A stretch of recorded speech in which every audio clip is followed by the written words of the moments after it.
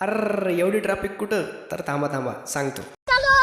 तर रामराम मंडळी, हा आहे आपला प्रयागराज ट्रिपचा दुसरा दिवस. आता तुम्ही म्हणत असणार एवढ्या दिवसानंतर का व्हिडिओ टाकतो, तर त्याच्या मागचं कारण असं आहे की तिकडून आल्यानंतर मी डायरेक्ट आजारी पडलो. आवाज बसल्या कारणाने व्हॉइस ओव्हर करता येत नव्हतं. रात्रभर गाडी चालून हालत एकदम खराब झाली होती. सर्वात आधी एक गरमागरम चहा मारली, पुढे जाऊन मस्त गाडीमध्ये सीएनजी भरून घेतलं आणि प्रयागराजमध्ये एंट्री मारली. आणि एंट्री मारल्या गाड्यांची जी रांग होती तीचा ट्रॉफिक. तेवढ्यात पुढे गेल्यानंतर इथं भांडण सुरू झाले. गाड्या नागपूरच्या होत्या. भांडण मिटून गेलं की आमचे पप्पा खाली उतरले, त्यांनी ट्रॅफिक वगैरे क्लिअर केली. एकदम भारी वाटलं. पुढे जाऊन बघतो तर त्याच्यापेक्षा डबल ट्रॅफिक. या 4-5 किलोमीटरमध्ये 2-3 तास घुसून गेले. जो प्रमुख गाडी तिथे जाण्यासाठी अरेल घाट करून एंट्री मारली, गाडी पार्क केली. कुठे केली ते तुम्हाला चांगलं माहिती. जाताना रस्त्यात हेलिकॉप्टर भेटला. 1300 रुपये तिकीट होतं, पण त्यासाठी 5 दिवस थांबावं लागणार होतं, कारण वेटिस तेवढी ती म्हणतं पया.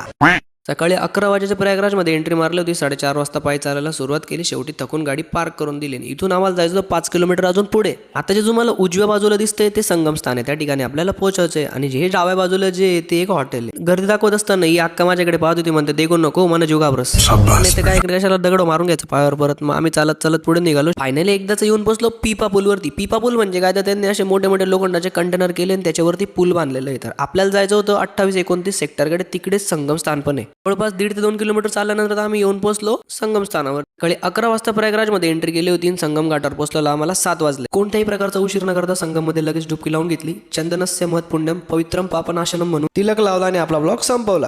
जय श्रीराम.